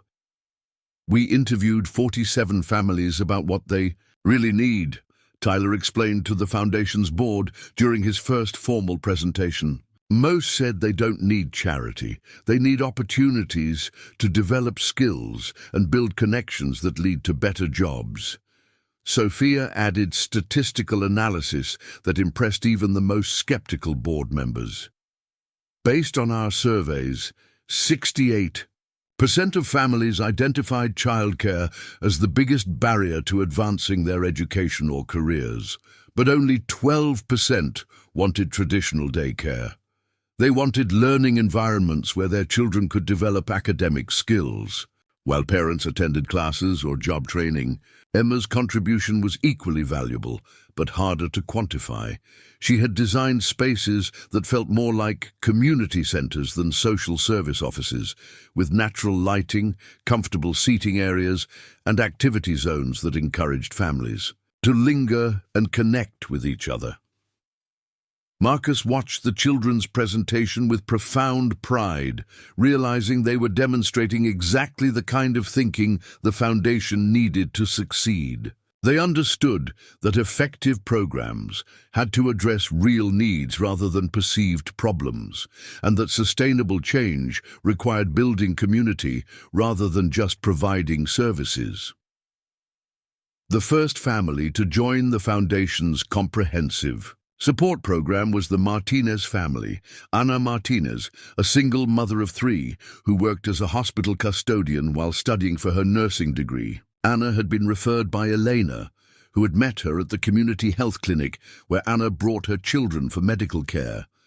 Marcus conducted the initial family assessment, a process he'd developed based on his own experience transitioning from survival mode to building for the future. Instead of focusing on deficits and problems, the assessment identified strengths, aspirations, and specific barriers preventing the family from achieving their goals. Ana's story was familiar yet unique. She'd been working toward her nursing degree for 4 years, taking 1 or 2 classes per semester while maintaining full-time employment and caring for her children aged 6, 9, and 12. Financial pressures had forced her to drop out twice, and she was behind on student loan payments that threatened her ability to continue her education. "Mrs. Martinez," Marcus said during their first meeting, "what would your life look like if money wasn't a limiting factor for the next 3 years?" Ana's eyes filled with tears at the question. "I'd finish my nursing degree, get a job at the hospital that pays enough to support my family properly, and maybe even save money for my children's education. My oldest daughter, Carmen, is incredibly smart. She should go to college, not struggle like I have." The foundation's support plan for the Martinez family was comprehensive but practical. Housing assistance would allow Ana to move to a safer neighborhood with better schools. Childcare support would enable her to take a full course load and graduate in 18 months instead of 4 years. A small stipend would replace her custodial income, allowing her to focus on studies rather than working nights and weekends. Most importantly, 12-year-old Carmen Martinez was enrolled in the Foundation's Youth Development Program, where she worked alongside Tyler, Sophia, and Emma on community projects while receiving advanced academic instruction. Elena's role as community outreach coordinator proved crucial for building trust with families who had been disappointed by previous assistance programs. Her background as a working mother who had struggled with housing insecurity and limited resources gave her credibility that wealthy philanthropists couldn't purchase. "I'm not here to rescue you," Elena would tell prospective families during initial meetings. "I'm here to provide resources that help you rescue yourselves. There's a big difference." By November, the foundation was serving 8 families through its comprehensive program. Each family received customized support based on their specific goals and circumstances, but all shared common elements: educational opportunities for children, career development for adults, stable housing, and connection to a community of families facing similar challenges. Marcus's construction background proved unexpectedly valuable in program design. He approached family development with the same systematic thinking he applied to building projects: solid foundations, quality materials, attention to detail, and long-term durability. Families needed more than temporary assistance. They needed fundamental changes in their economic circumstances. The Foundation's most innovative program was the Family Business Incubator, developed after Marcus noticed that many program participants had entrepreneurial ideas but lacked access to capital and business expertise. Elena had connections with immigrants who possessed valuable skills, cooking, sewing, home repair, childcare, but didn't know how to formalize these abilities into sustainable businesses. Sophia's mathematical skills proved essential for the business incubator. Working with adult participants, she helped calculate startup costs, project revenues, and break-even points for various business ideas. Her analytical approach, combined with genuine enthusiasm for problem-solving, made complex financial concepts accessible to people who had never considered themselves capable of business ownership. Tyler contributed architectural expertise to families starting home-based businesses, designing efficient workspace layouts, and helping navigate zoning requirements. His drawings helped families visualize how their homes could accommodate business activities without disrupting family life. Emma's role was less technical, but equally important. She had an intuitive understanding of what made people feel welcome and confident, contributing design ideas that helped family businesses create professional appearances on limited budgets. The children's involvement in foundation programs attracted media attention that Marcus initially resisted. He worried about exposing Sophia, Tyler, and Emma to public scrutiny that might pressure them or create unrealistic expectations. Harold disagreed. "Marcus, these children are demonstrating that young people can contribute meaningfully to solving community problems. That's a message the world needs to hear." The turning point came when local television station KVUE featured the foundation in a special report about innovative approaches to poverty reduction. The segment showed Tyler explaining his community center designs, Sophia analyzing business, financial projections, and Emma describing her efforts to make social services feel more welcoming. The response was immediate and overwhelming. Families throughout the city contacted the foundation seeking support. Other non-profits requested partnerships, and individual donors offered financial contributions that would allow program expansion. Marcus found himself fielding phone calls from foundations in other cities interested in replicating the Winston model. Universities requested case studies of their family development approach. Policy researchers wanted to study their outcomes and methodologies. "This is bigger than we imagined," Marcus told Harold during one of their weekly planning meetings. "We're not just helping individual families anymore. We're demonstrating a different way of thinking about poverty and potential." Harold nodded with satisfaction. "That was always the goal, Marcus. Individual success stories are wonderful, but systemic change requires proving that comprehensive support produces better outcomes than traditional charitable approaches." As 2025 drew to a close, Marcus reflected on the year that had transformed not just his own life, but created ripple effects throughout his community. What had begun with a simple act of kindness at a convenience store had evolved into a foundation serving dozens of families and attracting national attention for its innovative approach to breaking cycles of economic limitation. But the most meaningful measure of success was personal. Sophia was thriving academically and socially, developing leadership skills through her foundation work while maintaining the kindness and curiosity that made her special. Tyler and Emma had become like extended family, their regular presence in Marcus's life a constant reminder of how much could change when people chose to care about strangers. The Foundation's first annual report would show impressive statistics: families achieving educational milestones, businesses launched, children advancing academically, housing stability improved. But Marcus knew the real impact couldn't be quantified. It lived in the confidence he saw in Ana Martinez's eyes as she prepared for nursing school graduation, in Tyler's increasingly sophisticated architectural drawings, in Sophia's growing understanding that her privilege came with responsibility to help others. On New Year's Eve, as Marcus tucked Sophia into bed in their comfortable apartment, she asked the question that had been occupying his own thoughts. "Papa, do you think Mr. Winston knew all of this would happen when he first met you?" Marcus considered his answer carefully. "I think he knew that good people, given good opportunities, usually find ways to help other people. Everything else, all the families we're helping, all the programs we've created, that's just what happens when you build something on a foundation of kindness." Sophia smiled sleepily. "I'm glad you helped Tyler and Emma that night." "Me too. Mi amor. Me too."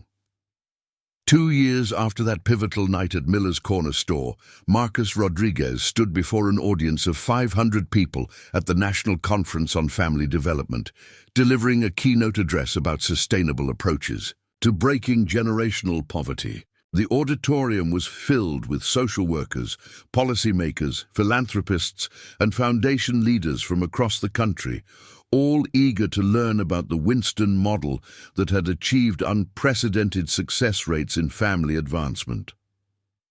"The secret isn't complicated," Marcus told the audience, his voice carrying the confidence he'd developed through hundreds of presentations. "When you treat families as partners rather than projects, when you invest in potential rather than manage problems, when you build comprehensive support systems rather than provide temporary relief, transformation becomes not just possible, but inevitable." The statistics behind Marcus's words were impressive. The Winston Family Development Foundation now served 62 families across 3 cities, with a 94% success rate in achieving primary family goals within 3 years. 96% of children in the program were performing above grade level in mathematics and reading. 87% of adults had completed educational or training programs that resulted in significant income increases, but numbers only told part of the story. In the audience, Ana Martinez listened with tears in her eyes as Marcus described her family's journey. She had graduated from nursing school 8 months earlier and was now working as a pediatric nurse at Children's Hospital, earning enough to support her family comfortably while contributing to her children's college funds. Her daughter Carmen, now 14, was enrolled in a specialized STEM program and had already been accepted to a summer architecture camp at the State University. Tyler Vasquez, now 12 years old, sat in the front row taking detailed notes, in the same careful handwriting that had filled notebooks with building designs. His architectural drawings had evolved into sophisticated computer models, and he was working with professional engineers on the design of the Foundation's second Community Resource Center. The local architecture firm of Morrison and Associates had offered him a paid internship for the following summer, making him the youngest intern in the company's 40-year history. Sophia Rodriguez, 10 years old and intellectually operating at high school level, served as the Foundation's Youth Advisory Board chairperson. Her mathematical analysis had become essential to program evaluation and improvement, but she maintained the warmth and empathy that made her an effective peer mentor for younger children in Foundation programs. Emma Vasquez had discovered a talent for graphic design and communications, creating materials that helped families understand complex processes like business planning, educational pathways, and financial management. Her artistic approach made intimidating information accessible and welcoming. Harold Winston, now 75 and using a wheelchair but still sharp as ever, watched Marcus's presentation with obvious pride. The Foundation had exceeded even his ambitious expectations, becoming a model studied by universities and replicated by organizations worldwide. But Harold's greatest satisfaction came from watching the individual transformations that statistics couldn't capture. After the conference session, Marcus was approached by Dr. Rebecca Chen, director of the Urban Family Institute at Columbia University. Mr. Rodriguez, we've been following your foundation's work closely.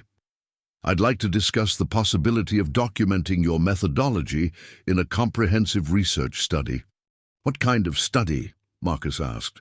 A longitudinal analysis of your participants' outcomes compared to families receiving traditional social services. We believe your approach could revolutionize how government agencies and non-profits design support programs. The conversation continued in a hotel conference room where Dr. Chen outlined her proposal. The research would track foundation families over 10 years, measuring not just immediate outcomes, but long-term impacts on children's educational achievement, family financial stability, and community engagement. The potential policy implications are enormous, Dr. Chen explained.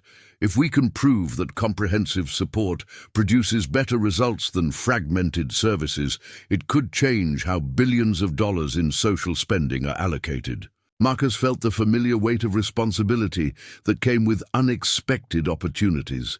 The Foundation's success had already attracted attention from federal agencies interested in scaling their model, but formal academic validation could lead to nationwide implementation. That evening, at the conference's award dinner, the Winston Family Development Foundation received the National Excellence in Family Services Award. Marcus accepted the recognition on behalf of the entire team, but his acceptance speech focused on the families whose courage to embrace change had made everything possible. This award belongs to every parent who chose education over immediate income, every child who worked harder because someone believed in their potential, every family who trusted strangers to help them build better lives, Marcus said. Their bravery created the success we're celebrating tonight. Following the conference, Marcus returned home to find significant changes awaiting the foundation. Harold had been negotiating with the Department of Health and Human Services to pilot the Winston model in 5 additional cities. The federal funding would allow the foundation to serve 300 families over 5 years, while rigorously documenting outcomes for potential national replication. Marcus, this could impact thousands of families, Harold explained during their first meeting after the conference. But it also means transitioning from a small, personal organization to something much larger and more complex. The challenge was maintaining the Foundation's core philosophy, treating families as partners, providing comprehensive support, focusing on potential rather than problems, while scaling to serve many more people across diverse communities. Elena had been promoted to regional director, overseeing foundation operations in multiple cities. Her deep understanding of what working families actually needed had become the Foundation's most valuable asset, ensuring that expansion didn't compromise program quality. Marcus's role evolved to National Program Director, responsible for training new staff, developing standardized protocols, and maintaining consistency across different locations. The position required extensive travel and speaking engagements, but it also offered the opportunity to influence family development policy at the highest levels. The children who had inspired the Foundation's creation were now its most effective advocates. Tyler's architectural designs had been featured in professional journals, demonstrating how young people could contribute meaningfully to community development. Sophia's mathematical analysis had helped refine program evaluation methods, while Emma's communication materials had been adopted by family service organizations nationwide.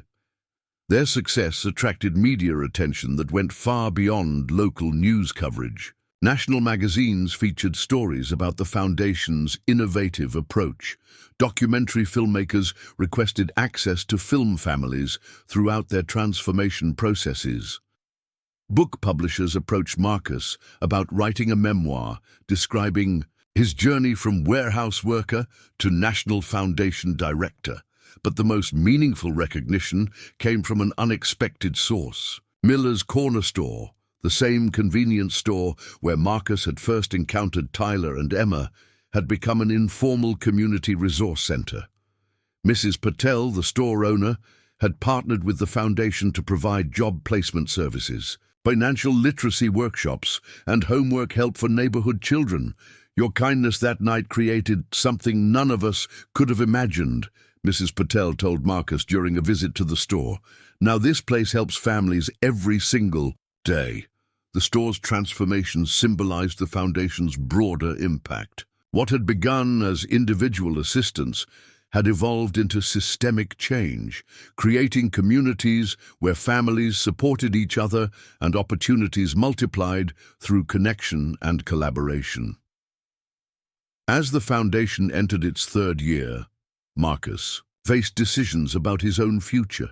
Universities had offered him faculty positions teaching social work and public policy.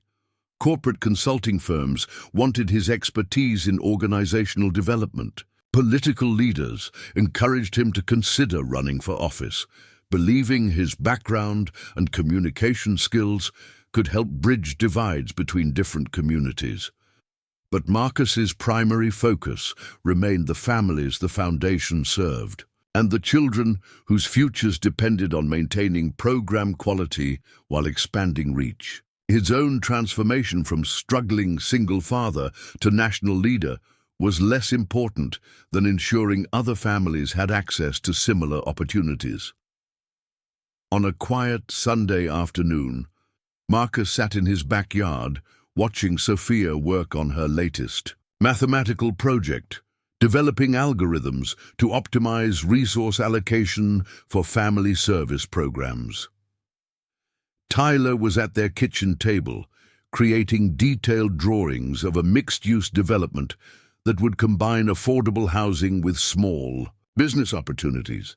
Emma was designing promotional materials for the foundation's newest program, supporting immigrant families starting small businesses. Elena called to update him on the progress of foundation programs in Dallas and Phoenix, where local staff were adapting the Winston model to different community needs, while maintaining core principles of comprehensive support and family partnership. "How are the new families adjusting?" Marcus asked. "Better than expected. The key is still finding staff who understand the difference between helping people and empowering people. It's harder to train than I thought it would be." Marcus understood Elena's challenge.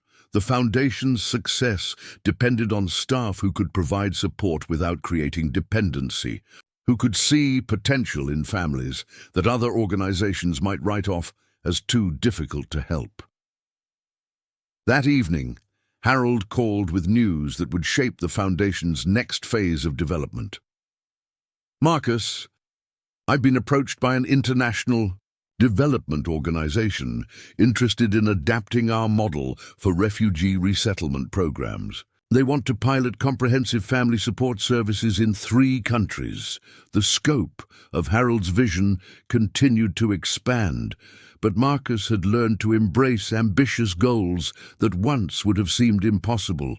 The same principles that helped families transition from poverty to prosperity could help refugees transition from displacement to integration, from survival to contribution. "What would that involve?" Marcus asked.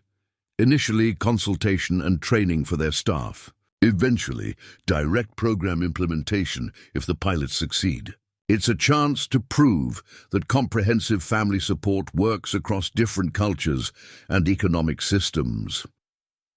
As they discussed the international expansion, Marcus reflected on the journey that had brought him to this moment. 3 years earlier, his biggest aspiration had been keeping Sophia fed and housed while working 2 physically demanding jobs. Now he was being consulted about programs that could affect families worldwide. The irony wasn't lost on him. His qualifications for this work came precisely from his experience of struggle, not despite it. Understanding what families needed required having lived with uncertainty, having made difficult choices between competing necessities, having maintained hope when circumstances suggested hopelessness. Sophia appeared in his office doorway carrying a cup of hot chocolate and wearing the thoughtful expression that usually preceded important questions. "Papa, do you ever wonder what would have happened if you hadn't helped Tyler and Emma that night?" Marcus considered the question seriously. "Sometimes. But then I remember what your mom used to say, that kindness isn't really a choice. When you see someone who needs help and you have something to give, helping them is just what you do." "Do you think Tyler and Emma would have been okay without your help?" "Eventually, yes. Tyler and Emma are survivors, just like their mother. But helping them taught me that I could do more than just survive, too. Sometimes we need reminders of our own potential." Sophia curled up in the chair across from his desk, a nightly ritual that had survived their move to a larger house and Marcus's increasingly demanding schedule. "Mrs. Patterson says our foundation is famous now. She showed our class an article about you in a magazine. The foundation is well known because it helps families achieve things they didn't think were possible. That's worth being famous for." "Papa, when I grow up, I want to work at the foundation too. I want to help other kids the way Mr. Winston helped us." Marcus felt his throat tighten with emotion. Sophia's statement represented everything he'd hoped their transformation would accomplish, not just improved circumstances for their own family, but a commitment to extending opportunities to others. "I think you'd be excellent at that work, Misha. You understand numbers and people, which is exactly what the foundation needs. Tyler wants to design buildings for poor families that are beautiful, not just cheap. Emma wants to help families, tell their stories so other people understand that being poor doesn't mean being lazy or stupid." Marcus marveled at how clearly the children understood the foundation's mission. They had internalized the philosophy that poverty was a circumstance, not a character flaw, and that with appropriate support, any family could build a better future. As Sophia headed to bed, Marcus returned to his laptop to review applications from families seeking foundation support. Each application represented hopes, dreams, and potential that reminded him why the work mattered more than any recognition it might receive. The final application in the stack was from Jennifer Washington, a single mother of twin boys who was studying to become a teacher while working nights at a hotel. Her story was familiar, working multiple jobs to pay for education that would eventually provide better opportunities for her children, struggling with childcare and housing costs that consumed most of her income, maintaining optimism despite setbacks that would discourage many people. Marcus approved her application immediately, knowing that in 3 years Jennifer Washington would likely be standing before an audience somewhere, describing her own transformation and inspiring other families to believe in possibilities they couldn't yet see. The cycle of kindness that had begun with $20 spent on hungry children had become a sustainable system for helping families build prosperity rather than just escape poverty. And tomorrow, Marcus would continue the work of proving that, with comprehensive support, adequate resources, and genuine respect for human potential, any family could write a different story about their future. In the photograph on his desk, Carmen Rodriguez smiled from her wedding day, her expression radiating the joy of someone who had lived to see dreams fulfilled. Beside it, Sophia's latest school photo showed a confident young girl whose intelligence was matched by her compassion. The biggest offer of Marcus's life hadn't been Harold Winston's job proposal, or the foundation directorship, or the speaking engagements that had made him a nationally recognized expert on family development. The biggest offer had been the chance to discover that his capacity for kindness could create ripple effects extending far beyond anything he'd imagined possible. And that offer was renewed every day, with every family that trusted the foundation to help them build better lives, with every child who dared to dream beyond their current circumstances. Marcus turned off his laptop and headed to bed, knowing that tomorrow would bring new challenges and new opportunities to prove that kindness, given adequate resources and systematic support, really could change the world one family at a time. Up next, you've got two more standout stories right on your screen. If this one hits the mark, you won't want to pass these up. Just click and check them out. And don't forget to subscribe and turn on the notification bell so you don't miss any upload from us.